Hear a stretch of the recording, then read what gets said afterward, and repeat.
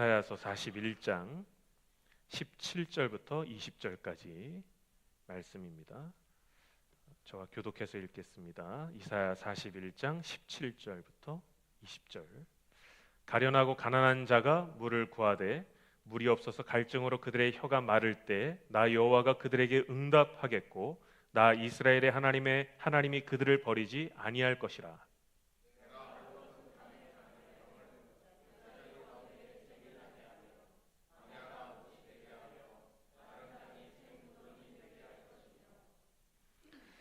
다 같이 읽습니다. 물이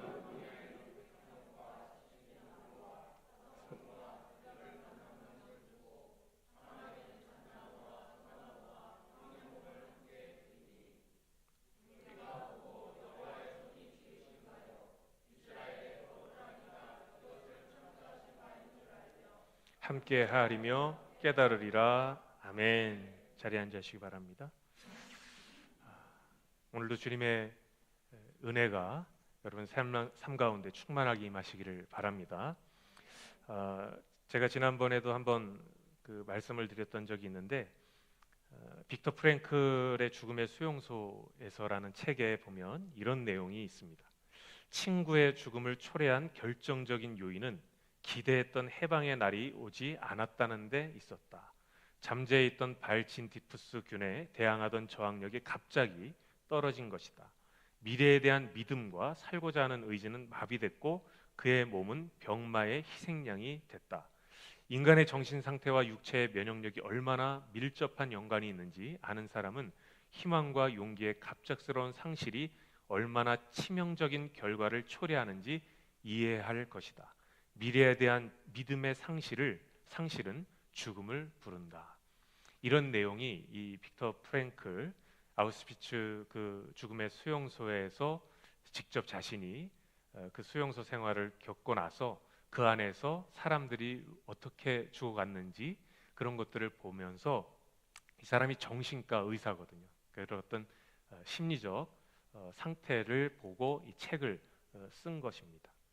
근데 가만히 보니까 육체적 고통 때문에 수용소에 갇혀 있기 때문에 어떤 그런 것들 때문에 사람들이 죽는 것이 아니라 그것보다 더 심각한 것은 미래에 대한 확신이 없고 희망을 잃어버리고 그런 어떤 마음 가운데 있는 불안함과 초조함과 근심과 염려 때문에 그들이 스스로의 삶을 포기하게 되면서 면역력도 떨어지고 결국은 죽음으로 치닫게 되는 그런 일들이 많았다라는 것을 이 빅터 프랭클이 보면서 기록을 하게 된 것입니다.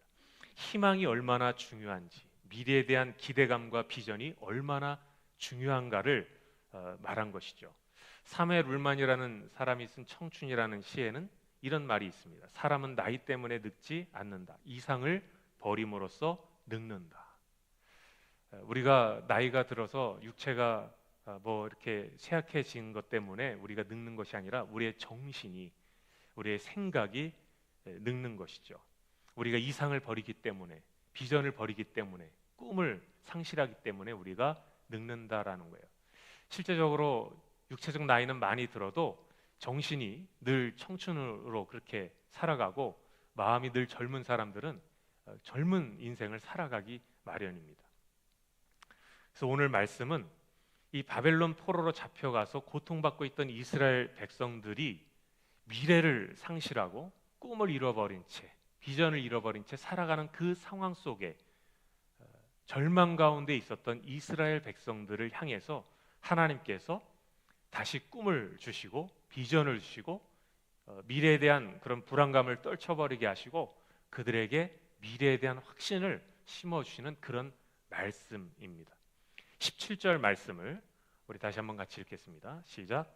가련하고 가난한 자가 물을 구하되 물이 없어서 갈증으로 그들의 혀가 마를 때에 나 여호와가 그들에게 응답하겠고 나 이스라엘의 하나님이 그들을 버리지 아니할 것이라. 아멘. 할렐루야. 하나님이 여러분의 기도에 응답하심을 믿으시기 바랍니다. 하나님은 결단코 여러분을 버리지 않으심을 믿으시기 바랍니다. 그러한 확신, 그러한 미래에 대한 분명한 믿음을 가지고 나아갈 때 우린 절망 가운데 있어도 다시 한번 힘을 낼 수 있고 소망을 가지고 살아가게 된다라는 거예요. 바벨론 포로 생활이 고되고 힘들어 지쳤을 뿐만 아니라 가난한 자들은 물을 구할 수도 없어서 갈증으로 혀가 타들어가는 아주 절박한 그런 상황 가운데 처했던 이스라엘 백성들에게 오늘 하나님은 두 가지를 약속하십니다. 첫 번째는 나 여호와가 그들에게 응답하겠다라는 거예요. 두 번째는 나 이스라엘의 하나님이 그들을 버리지 않을 것이다 라는 것입니다. 이것이 오늘 우리에게도 동일하게 주시는 하나님의 약속임을 믿으시기 바랍니다. 우리에게 필요한 것은 은혜를 갈구하는 가난한 마음이에요. 성령의 생수를 갈망하는 영적 목마름입니다. 마태복음 5장 3절에 보면 심령이 가난한 자는 복이 있나니 천국이 그들의 것이며 라고 말씀합니다. 하나님 앞에서 우리는 우리의 영적 심령, 우리의 마음이 늘 하나님의 은혜를 갈급하는 가난한 심령이 되어져야 합니다. 주님으로 인한 결핍을 우리가 늘 느끼고 세상적으로 여러분이 풍족해서 더 이상 어떤 것도 필요 없는 삶을 살아간다 할지라도 우리는 영적 결핍이 있어요. 하나님의 은혜에 대한 갈망이 있어야 한다는 것입니다. 그래서 심령이 가난한 자, 하나님의 은혜에 대한 갈급한 심령을 가진 자가 천국을 소유하게 된다라는 거예요. 베드로전서 2장 2절에는 갓난 아기들 같이 순전하고 신령한 자들 사모하라라고 말씀했습니다. 세상에 대한 어떤 탐욕이 아니라 갓난아기가 젖을 사모하는 것처럼 하나님의 신령한 젖을 사모하는 성령의 은혜에 대한 그런 목마름을 가지고 주님 앞에 나아가라는 거예요. 하나님은 그런 우리의 마음을 보시고 우리의 그런 가난한 심령을 보시고 우리의 기도에 응답하신다라는 것입니다. 예레미야 33장 3절에 보면 너는 내게 부르짖으라 내가 내게 응답하겠고 내가 알지 못하는 크고 비밀한 일을 내게 보이리라 라고 말씀하셨어요. 어떤 사람이 부르짖습니까? 절박한 상황 가운데 있는 사람이 부르짖는 거예요. 하나님의 은혜에 대한 갈급한 마음, 절박한 심령, 하나님의 은혜에 대한 목마름이 있는 사람이 부르짖어 기도하는 거예요. 물에 빠진 사람이 살려주세요, 살려주세요 합니까? 살려주세요 하고 소리를 지르는 거죠. 지금 당장 내가 죽게 생겼는데 지나가는 사람이 있으면 나 좀 한번 도와주세요 이렇게 점잖게 얘기하겠냐고요. 물에 빠졌으면 살려달라고 소리를 지르는 거예요. 우리의 영적 갈급함은 그러한 심령으로 하나님 앞에 매달리고 부르짖고 기도할 때 하나님의 은혜를 경험하게 될 줄 믿습니다. 그 하나님의 앞에 가난한 심령, 영적 목마름, 그런 갈급함, 혀가 타들어가는 그 심정으로. 여러분 옛날 그 삼풍백화점이 무너졌을 때 거기에 십며칠을 그 안에 갇혀가지고 물 한 모금 없어가지고 그 절박한 상황 가운데서 버티면서 막 오줌을 받아 먹고 그러면서 버텼던 사람들이 있었잖아요. 그들이 얼마나 절박한 상황 가운데 있었겠어요. 그런 타들어가는 그런 갈증 속에서 얼마나 갈급한 심령으로 살기를 바라면서 있었겠습니까? 그런 심령으로 하나님의 은혜를 간구하고 갈급한 마음으로 주님의 은혜를 구하라는 거예요. 그런 사람들의 부르짖음, 그런 사람들의 기도에 하나님은 응답하신다라는 것입니다. 그러나 부르짖을 때뿐만 아니라 우리의 작은 신음에도 응답하신다라고 성경은 말씀합니다. 시편 71편 24절 말씀을 보면 이런 말씀이 있습니다. 나의 혀도 종일토록 주의 의를 작은 소리로 읊조리오리니 나를 모해하려 하던 자들이 수치와 무한을 당함이니이다.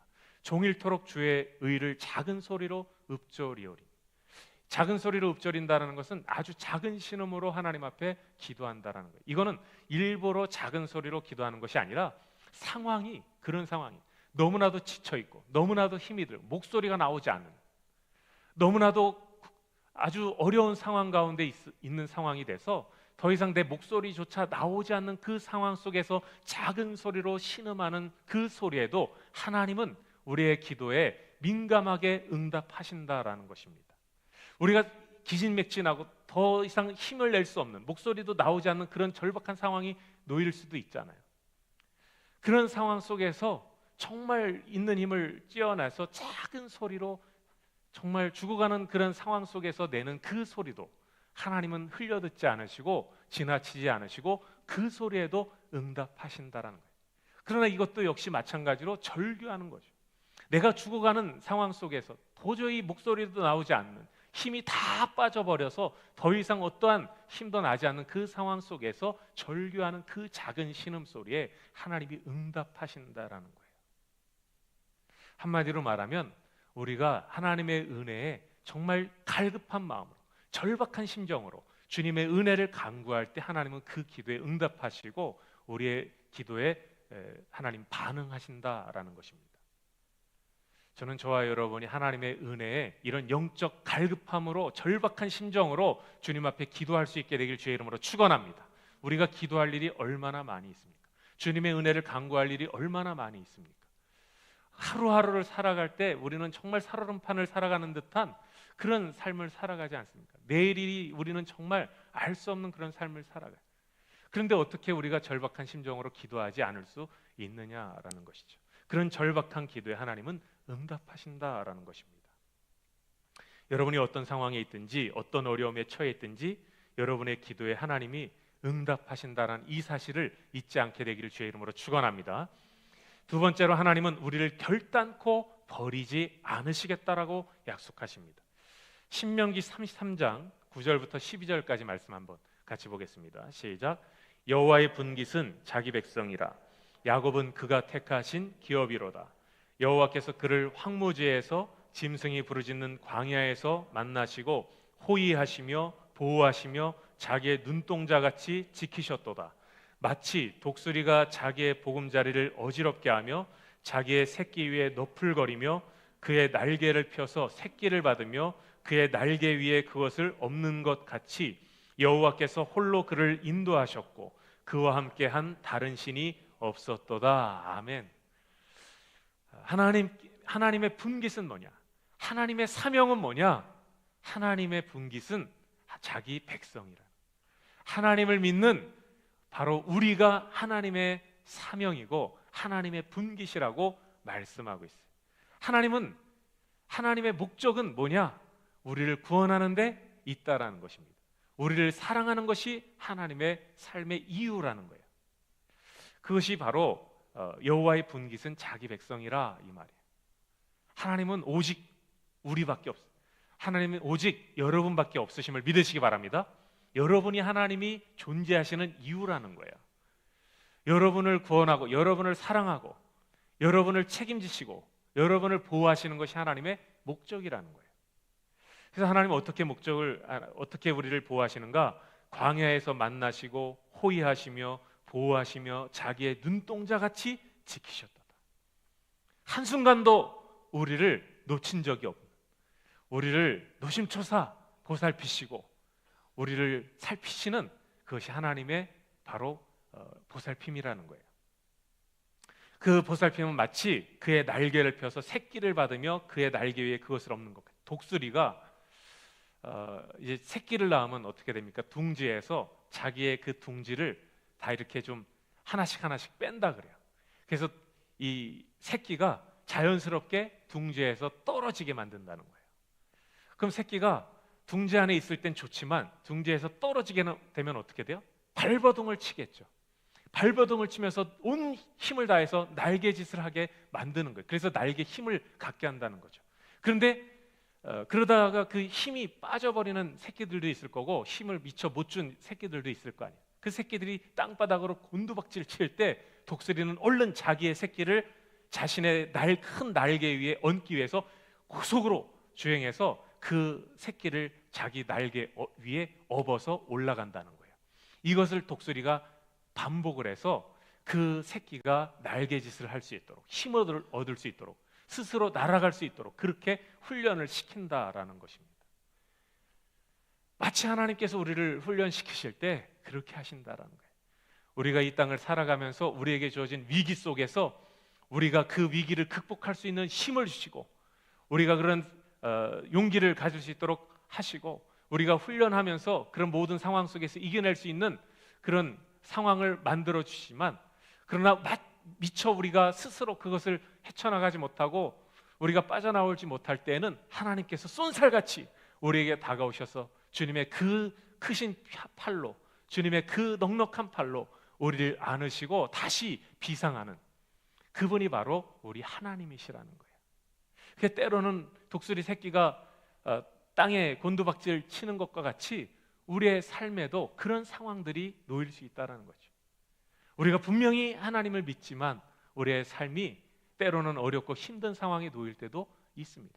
그러나 하나님은 독수리가 그 자기 새끼를 한순간도 놓치지 않고 있다가 그 떨어지는 새끼를 받아들고 다시 업어들고 올라가는 것과 같이 우리가 땅바닥에 떨어지지 않도록 우리를 다시 받쳐들고 다 올라가시는 분, 그분이 바로 하나님이심을 믿으시기 바랍니다. 하나님은 그렇게 우리를 보호하시고 지키시고 살펴보시고 있다라는 거예요.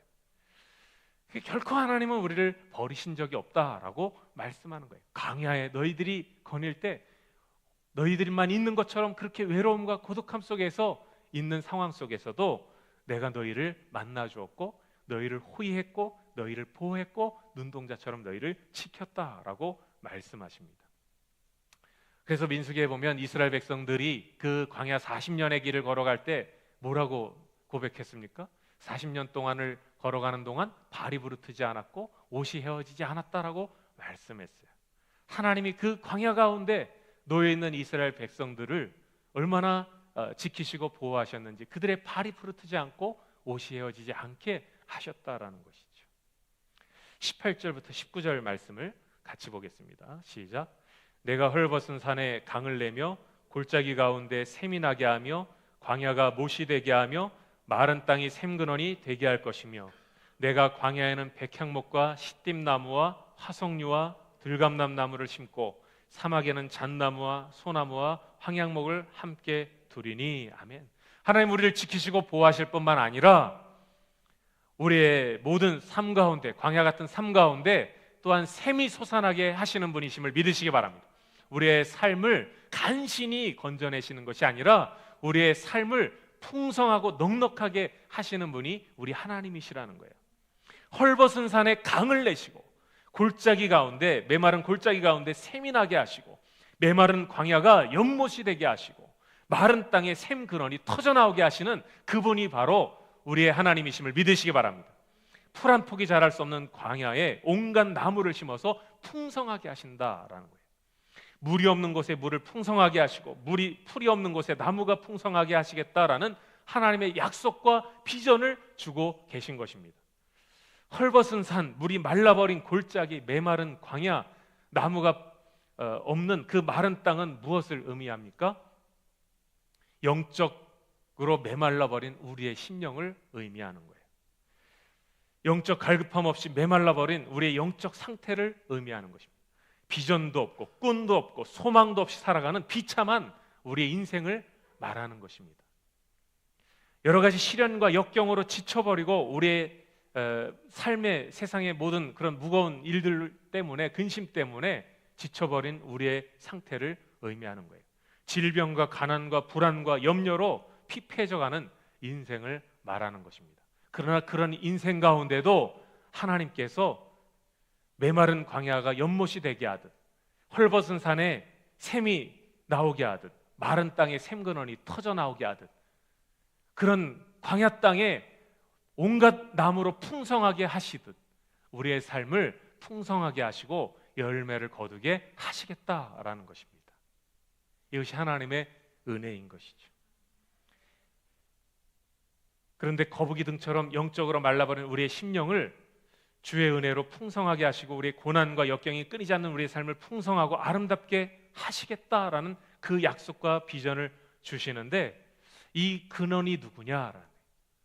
이 풍성하게 하시는 근원이 누구냐? 바로 그분이 하나님이시다라고 말씀하시는 것이죠. 예수님도 요한복음 7장 37절에 보면 누구든지 목마르거든 내게로 와서 마시라라고 말씀하셨어요.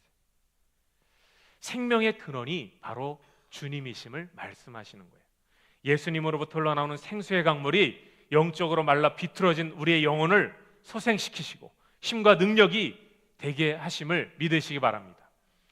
우리를 창조하신 하나님이 우리의 비전이라는 거예요. 그분으로부터 공급받는 은혜로 우리가 다시 살아나게 되고 거기에 샘물이 흘러나오게 되고 풍성한 열매를 거두게 하신다는 거예요. 20절 말씀을 같이 보겠습니다. 시작. 무리가 보고 여호와의 손이 지으신 바요 이스라엘의 거룩한 이가 이것을 창조하신 바인 줄 알며 함께 헤아리며 깨달으리라. 아멘. 여러분을 도우시는 분은 하나님이십니다. 우리에게 풍성한 은혜를 허락하시는 분은 하나님이십니다.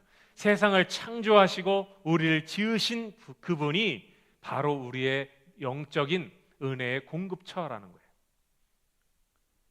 여호와의 손이 지으신 바요, 이스라엘의 거룩한 이가 이것을 창조하신 바인 줄 알며 함께 하리며 깨달으리라. 누가 너희에게 은혜를 주고 누가 너희에게 샘물이 터져 나오게 하고 누가 너희의 삶을 풍성하게 하겠느냐? 바로 세상을 창조하신 나 여호와다라고 말씀하시는 거예요. 영적으로 궁핍한 우리에게 희망을 주시고 비전을 품게 하시는 그분이 바로 예수 그리스도라는 것을 말씀하시는 것입니다. 그분이 바로 우리의 삶의 이유고 비전이고 꿈이다라는 것을 말씀하는 거예요. 예수님이 우리 안에 거하시면 절망 속에서도 꿈을 꾸고 비전을 갖게 될 줄 믿습니다. 돈을 아무리 벌어도 삶의 기쁨이 없는 이유는 비전이 없기 때문에 그렇습니다. 학생들이 공부에 대한 흥미를 갖지 못하는 이유는 비전이 없기 때문에 그런 거예요. 왜 공부해야 되는지를 모르는 것이죠. 주변에 아무리 사람들이 많아도 외로운 것은 비전이 없기 때문에 그런 거예요. 어떤 사람들은 그 외로움을 이겨내기 위해서 이 사람도 만나고 저 사람도 만나고 사람이 주변에 없으면 아주 외로워하는 사람들이 있어요. 또 통장에 잔고가 부족하면 그것 때문에 불안해하는 사람들이 있어요. 그러나 아무리 통장에 잔고를 채우고 아무리 주변에 사람이 많아도 여전히 공허하고 여전히 외롭고 여전히 뭔가 허전한 이유는 비전이 없기 때문에 그런 거예요. 사람들이 어느 정도 경지에 이르게 되면 자신이 그 원하던 일들을 다 성취하게 되면 그야말로 세상적인 말로 성공한 사람들을 얘기를 들어보면 자기가 원하는 그 경지에 다다랐는데 자기가 원하는 그 삶의 목표 지점에 이르렀는데 여전히 공허하다라는 거예요. 여전히 허전하다는 것이죠. 내가 이러려고 돈을 벌었나? 내가 이러려고 성공했나? 그 이상, 그 이유가 없다라는 거예요. 결국 궁극적인 삶의 비전이 없기 때문에 허무해지고 공허해지고 외로워지게 된다라는 것입니다. 우리에게 주시는 비전은 그런 데 있지 않습니다. 주님이 주시는 비전을 품게 되면 삶의 목적과 이유가 생기게 되는 거예요. 하나님이 나를 통해서 이루실 일들을 기대하게 되는 것입니다. 우리의 가정과 교회를 통해서 이루실 일들을 기대하게 되는 것이죠. 지금 당장 어렵고 힘들고 지쳐 있어도 주님이 이루실 일들에 대한 믿음이 있으면 소망을 갖게 되는 것입니다. 또 부활에 대한 믿음이 있을 때 십자가를 질 수 있고 고난을 이겨낼 수 있는 것이죠. 이 믿음과 소망이 우리 모두에게 있게 되길 주의 이름으로 축원합니다. 문제는 뭐냐면 우리에게 그 비전이 무엇이냐, 우리의 삶의 이유를 찾게 하는 그 비전이 뭐냐라는 거예요. 아모스 선지자의 말은 우리가 양식이 없어 주림이 아니고 물이 없어 가람이 아니라 여호와의 말씀을 듣지 못한 기갈이라고 말씀합니다. 그것은 무엇을 의미합니까? 먹을 것이 없어서 굶주린 것이 아니라는 거예요. 물이 없어서 목마른 것이 아니라는 거예요. 하나님의 말씀을 듣지 못하기 때문에, 하나님의 말씀이 우리의 삶의 비전이 되지 않기 때문에 먹을 걸 아무리 먹어도, 물을 아무리 마셔도 계속해서 영적 주림과 영적 갈망이 생기게 된다는 거예요. 여전히 공허함이 있는 것은 하나님의 말씀이 우리의 삶에 들어오지 않기 때문에, 하나님의 말씀으로 우리가 힘을 얻지 못하기 때문에, 그분의 말씀이 비전이 되지 못하기 때문에 여전히 외롭고 여전히 공허하고 여전히 허전하다라는 것이죠. 그 우리의 문제는 양식이 없어서 굶주린 것이 아니에요. 정말 물이 없어서 혀가 타들어가는 것이 아니고 하나님의 말씀을 우리가 묵상하지 않기 때문에, 하나님의 말씀을 우리가 듣지 못하기 때문에, 하나님의 말씀 안에 거하지 않기 때문에 그렇다라는 거예요. 잠언 29장에서도 묵시가 없으면 백성이 망한다라고 말씀합니다. 하나님의 말씀이 없는 삶은 결국 영적으로 피폐해질 수밖에 없다라는 것을 말씀하고 있어요. 하나님의 말씀이 없는 사람은 결국은 영적으로 죽어가게 된다라는 거예요. 우리의 삶의 힘과 능력은 바로 주님의 말씀임을 믿으시기 바랍니다. 그 말씀은 무엇입니까? 바로 예수 그리스도예요. 우리의 삶의 비전은 다른 것이 아니라 예수 그리스도예요. 내가 무엇을 위해서 살아가는가? 나의 삶의 목적이 어디 있는가? 예수 그리스도를 위해서, 예수 그리스도를 나타내기 위해서, 예수 그리스도의 영광을 위해서, 내가 하는 모든 사업을 통해서 그리스도의 영광을 나타낼 수 있다면, 내가 하는 공부를 통해서 그리스도의 영광을 나타낼 수 있다면, 내가 하는 모든 일들을 통해서 예수 그리스도의 영광을 나타낼 수 있다면, 우리의 삶에서 그리스도의 향기가 나타나고 우리의 삶에서 그리스도가 드러나는 그러한 삶을 살아갈 때 우리는 피폐해지지 않고 영적으로 메말라가지 않는 거예요. 오늘 이 비전, 이 하나님이 주는 꿈, 우리를 풍성하게 하시는 샘의 근원, 그분은 바로 예수 그리스도십니다. 오늘 저와 여러분의 삶 가운데 이 사순절 기간에 예수 그리스도가 충만하게 함께 하시기를, 성령의 은혜가 충만하게 임하시기를 주의 이름으로 간절히 축원합니다.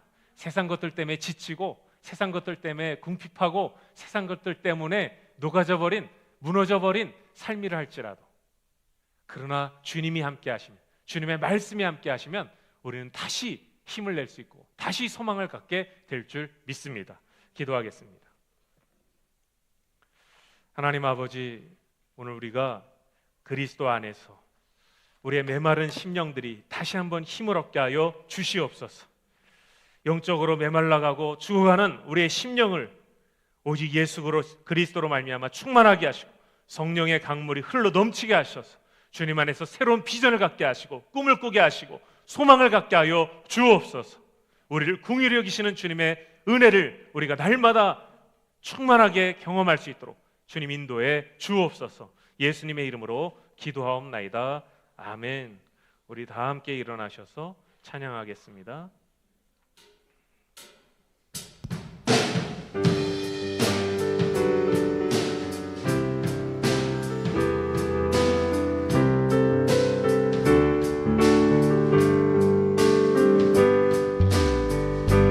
주님의 긍휼 강같이 흘러 내 마른 이 땅 살아나리라. 거친 광야에 꽃이 피어나는 그날 우리는 보게 되리라. 생명의 바람, 생명의 바람 이 땅 불어와 메마른 뼈들 살아나리라. 죽었던 영혼 주께 노래하는 그날 우리는 보게 되리라. 기뻐하라, 기뻐하라 나의 영혼아. 생명의 주 곧 오시네.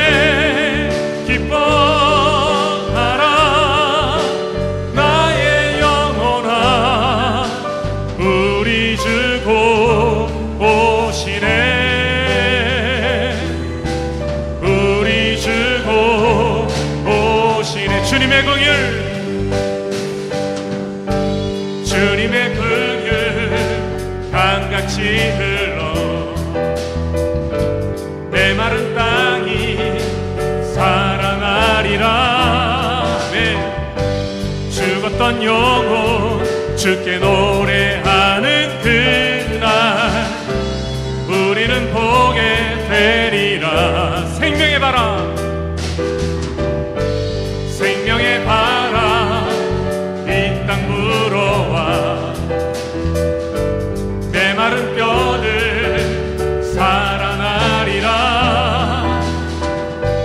죽었던 영혼 주께 노래하는 그날 우리는 보게 되리라. 기뻐하라, 기뻐하라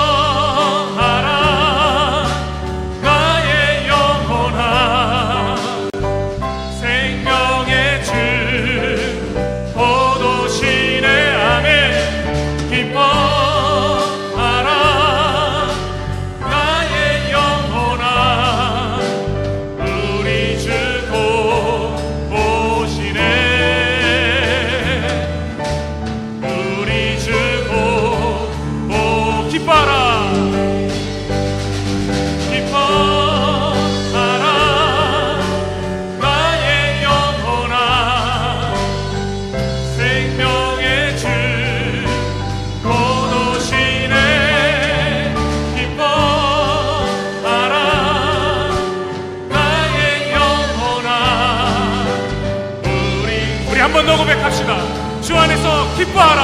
할렐루야.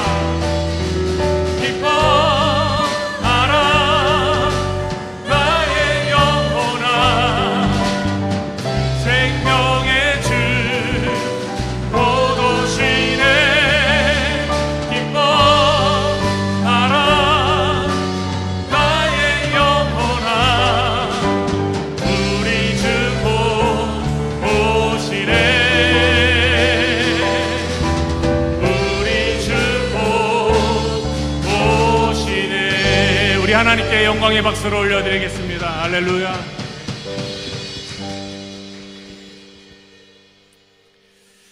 이제는 우리의 삶을 풍성하게 하시고 우리의 삶의 샘의 근원이 넘쳐나게 하시는 생명의 근원 되신 예수 그리스도의 은혜와 오직 우리를 위해서, 오직 우리만을 위해서 독생자들을 아낌없이 보내주신 하나님 아버지의 무한하신 사랑하심과 메마른 심령, 갈급한 심령, 오직 예수 그리스도를 삶의 비전으로 삼고 소망을 가지며 살아갈 수 있도록 우리의 일을 다시 한번 힘을 주시고 격려하시고 위로하시고 이끄시는 성령님의 역사 인도하심이 사랑하는 소망교회 모든 성도들 삶 위에 이제부터 영원히 함께 하시길 간절히 축원하옵나이다. 아멘.